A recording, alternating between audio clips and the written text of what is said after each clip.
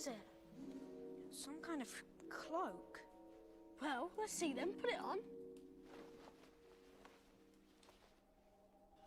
Whoa! My body's gone! I know what that is. That's an invisibility cloak. I'm invisible. Qui n'a pas rêvé devant cet extrait d'Harry Potter en pensant à toutes les possibilités et toutes les actions qu'on pouvait faire avec cette cape, cette capacité d'invisibilité. Certaines initiatives et certaines inventions sont apparues au fur et à mesure des années, notamment avec des plaques plastiques qui permettent justement, en déviant les rayons lumineux, de nous faire passer inaperçus et nous fondre dans l'environnement. Mais je crois bien que Mère Nature, encore une fois, nous a devancés. On peut penser notamment au cas du caméléon ou du turbo qui se dissimulent extrêmement bien dans leur environnement et passent complètement inaperçus de leurs prédateurs. Et justement, à ce niveau-là, on a un avantage évolutif très fort puisque le facteur de survie est augmenté énormément. Mais laissez-moi vous conter l'histoire d'un calamar méconnu.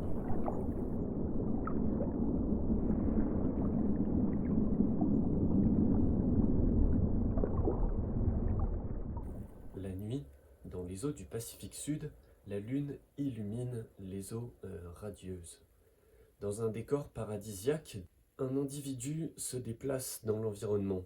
Euphrymnia scolopes. C'est une seiche qui cherche, comme tout maillon de la chaîne alimentaire, à chasser sans être chassée. Et pour cela, elle coopère avec un unicellulaire tout particulier, Vibrio fischeri.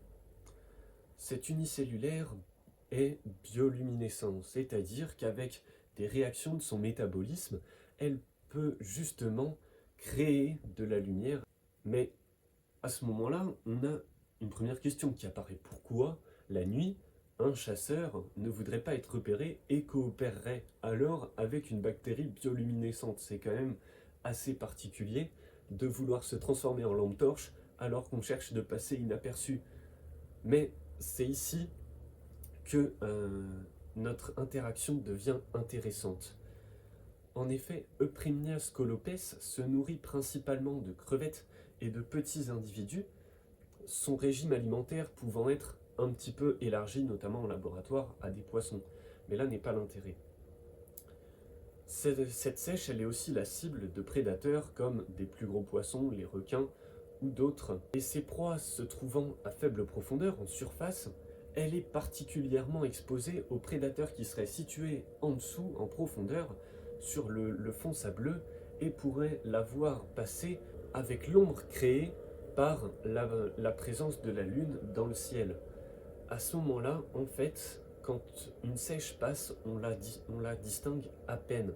Et cela est dû à des capteurs situés sur sa face dorsale et un organe contenant les bactéries bioluminescentes sur sa face ventrale.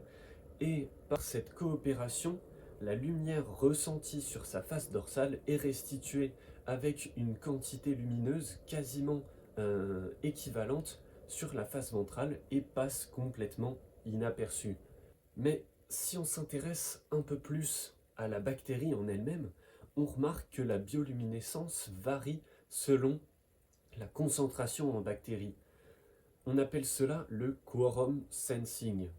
Ceci est dû à la sécrétion d'une hormone, l'acétylhomocérine lactone, et cette hormone, elle est justement sécrétée par chacun des unicellulaires, et en présence d'une grande quantité d'hormones, la population est particulièrement luminescente. Et cette concentration peut être facilement contrôlée par le calamar au cours du temps.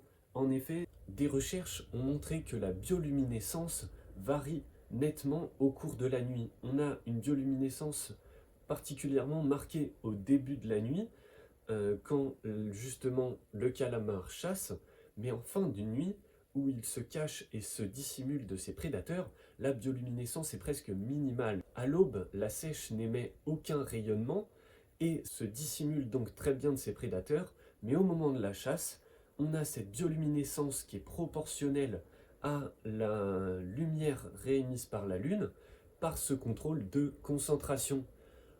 En plus de ce processus de concentration, qui est quand même un petit peu difficile à contrôler à courte échelle, on remarque des structures homologues à un œil, et ça c'est incroyable.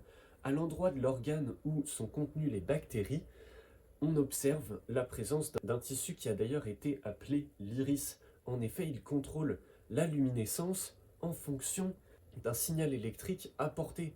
Et ça, c'est absolument fascinant, puisque la luminescence est contrôlée très précisément par notre calamar. Pour justement gérer cette concentration en bactéries qui semble si importante et si influente, le calamar expulse même la quasi-totalité de ses bactéries la journée. Et cela lui permet de se cacher sans être particulièrement luminescent par rapport au reste de l'environnement.